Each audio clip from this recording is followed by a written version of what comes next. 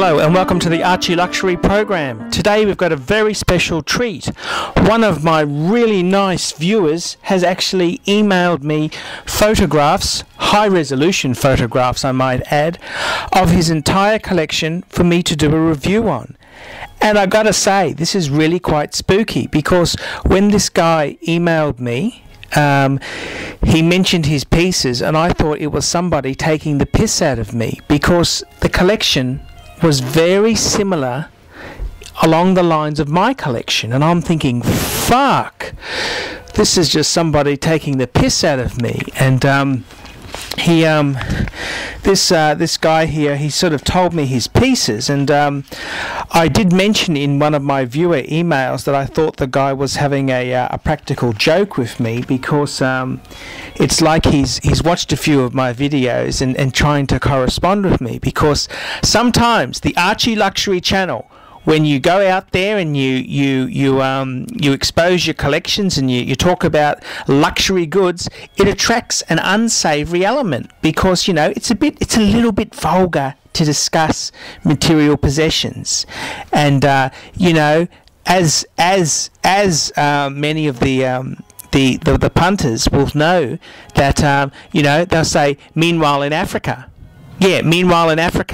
you know, Robert Mugabe continues to be an absolute asshole, and he continues to buy expensive luxury goods himself. You know, it's just how it goes. But this guy here, I started engaging with him. I was starting to chat to him, and he gave me a list of his collection, and I really want to discuss it in this video. And I'd also like to go through some of his comments where he actually starts to talk about my collection.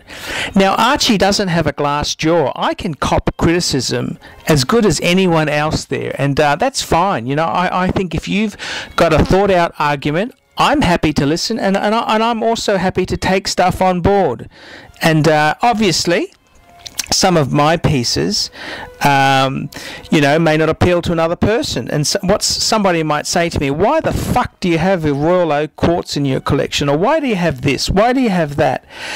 And, you know, the interesting thing is, I said to this guy, I said to him, why the fuck do you have so many GMT type pieces? And he came back and he said to me, hey, GMT is his thing. He likes, you know, time zone type pieces, 2 time zone type pieces. And it kind of, I thought, oh, okay, fair enough. You know, it kind of, I could understand what his collection biases were. And he's a great guy. He goes by the name of Descartes. Now, it's I don't know how to fucking pronounce these stupid fucking things. I mean, it's Archie. It's Archie Luxury. It's not Archie the fucking Latin lesson, for God's sake. You know, I mean, fuck me dead. Some of these, you know, it's just anyhow. Let's have a look here. So, I'll just read you some of the things this chap has said here. Hi Archie, could you please tell me your contact address? I'd love to show.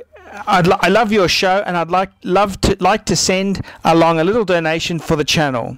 I understand from your recent video that silver coins are a favourite, so I'd like to drop one in the mail and ask if you could evaluate our modest collection, which includes the following pieces and designations as to the role in your collection.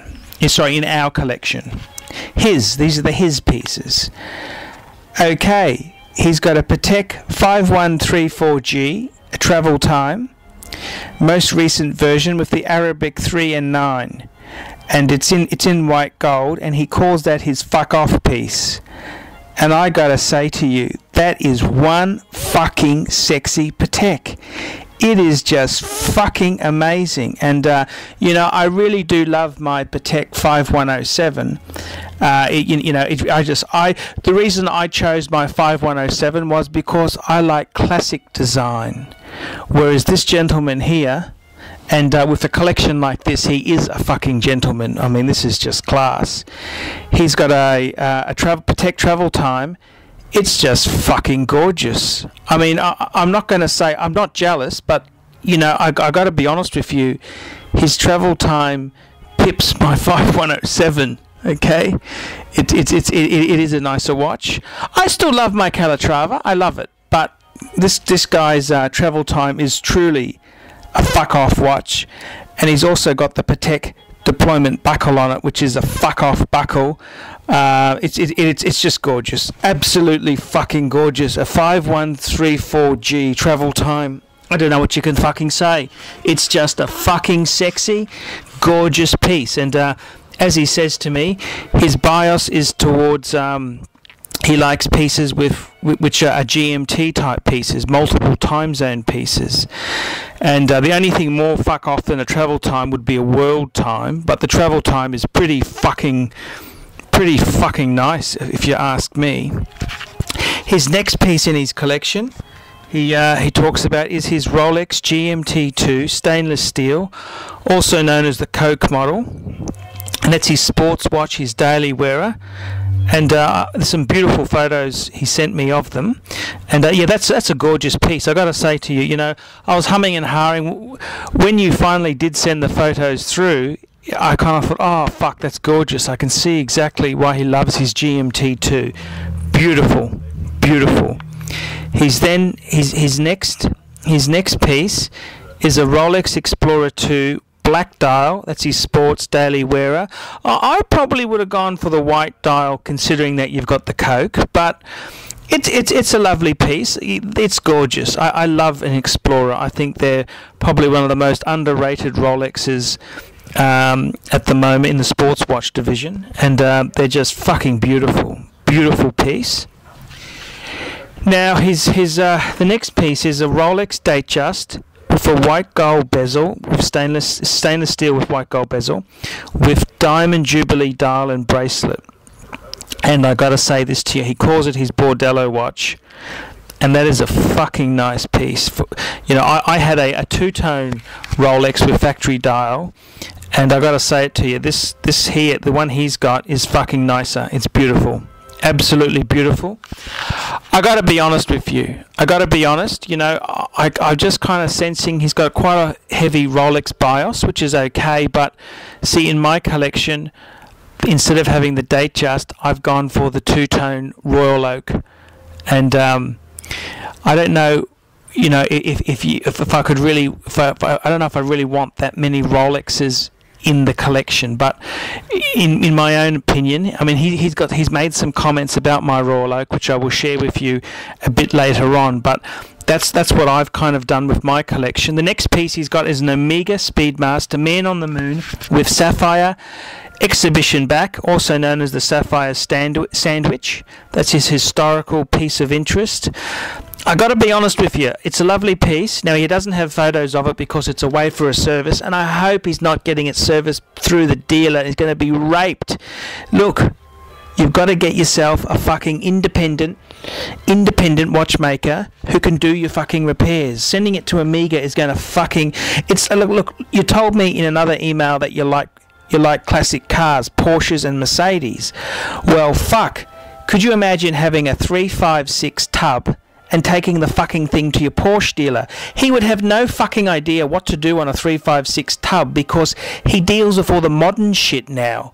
He deals with, you know, he deals with the Boxsters, the 911s, all the modern shit. He wouldn't know what to do with an old tub. And this is the thing, you've got to find a specialist to look after these pieces. Personally, look, I'm not trying to have a go at you, but I think Omega Speedmaster Man on the Moon, I'm not keen on the sapphire one. I prefer to have the acrylic with the non-display back, more of a traditional 861 type movement piece. That's what I've got in my collection, and I've got to be honest with you, I'm humming and hawing over the display back, because I don't think it deserves a display back, because the movement isn't that well finished. That's just my bias there. Your Patek, it deserves the display back, but I don't think the Omega does. The next piece this gentleman's got is a Gerard Perregay, circa 1950s, stainless steel with stainless steel bracelet, Gyromatic vintage piece. Look, GP, you know, fuck, Gerard Perregay. you know, it's the luxury watch you have when you don't have a luxury watch. I don't think GP is quite luxurious enough. Yes, they've got some new pieces which really, I love the Gerard Perregaux World Time that they've released. That's actually quite a decent piece, but this old vintage piece, please keep your vintage pieces to Vacheron and Constantine's. I don't think this is quite good enough in your collection. I'm sorry. That's my view, okay? I mean, you said some pretty nasty things about my Cartier Panther, which I'll address soon, but sorry, the Gerard Perregaux just does fuck all for me. Now, looking at your wife's collection, what's your wife got? She's got a Patek 24 stainless steel with diamonds. That's her dress watch. Well, that's also her fuck off watch. That's a Patek. That's gorgeous. They're big fucking money, those. And the next piece your wife has got is a Rolex Air King 34mm. Stainless steel with oyster bracelet, smooth bezel and baton markers, daily wearer for your wife, mid-sized men's watches in style now for women.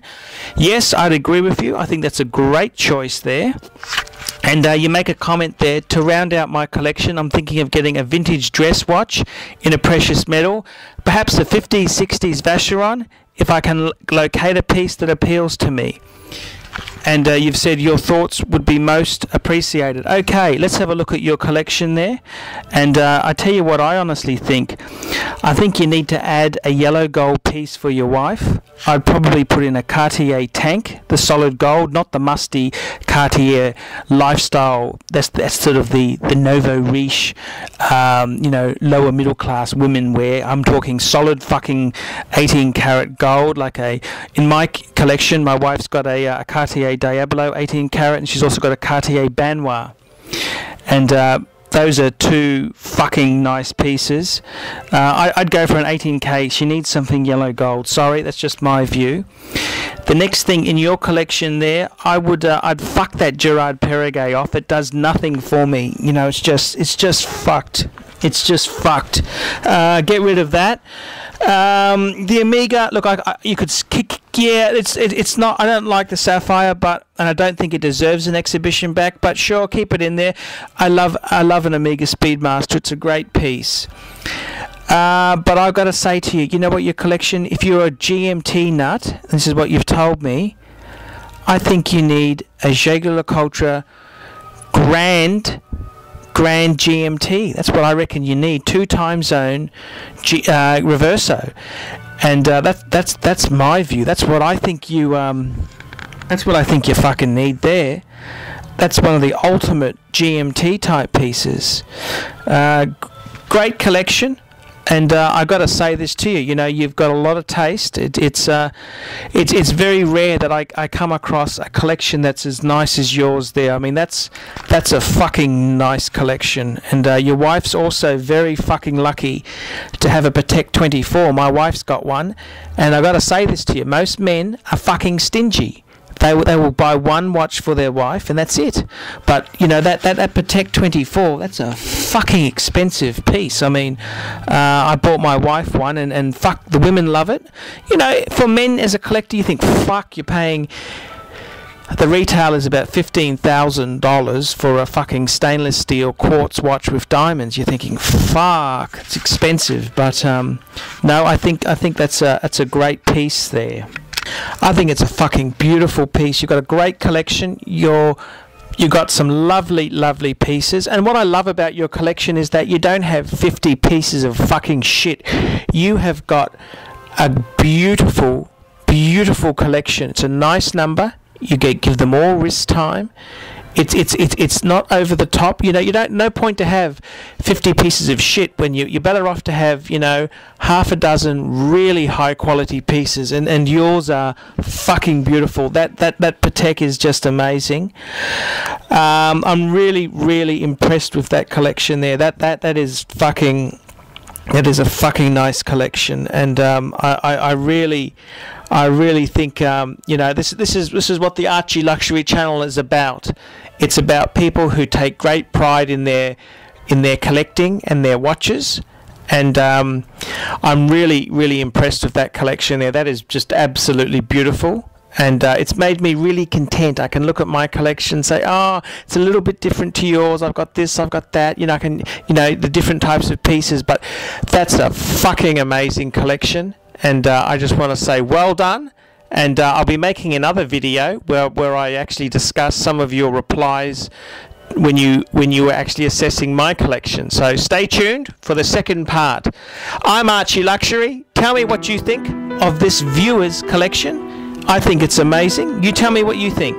Goodbye.